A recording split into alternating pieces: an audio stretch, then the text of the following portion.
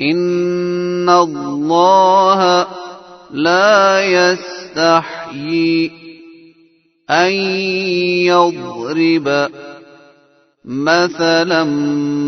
ما بعوضة فما فوقها فأما الذين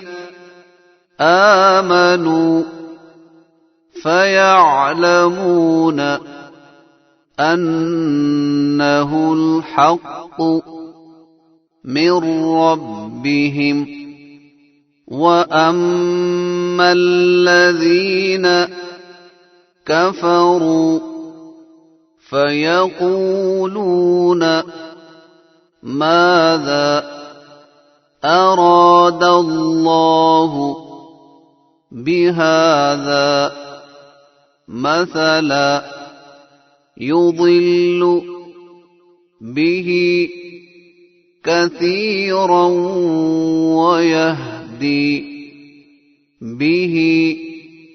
كثيرا وما يضل به إلا الفاسقين الذين ينقضون عهد الله من بعد ميثاقه ويقطعون ما أمر الله به أن يوصل ويفسدون في الأرض أولئك هم الخاسرون كيف تكفرون بالله وكنتم أمواتا فأحياكم ثم يميتكم ثم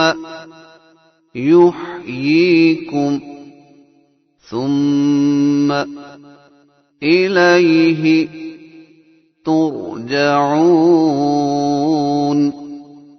هو الذي خلق لكم ما في الأرض جميعا ثم استوى إلى السماء فسواهن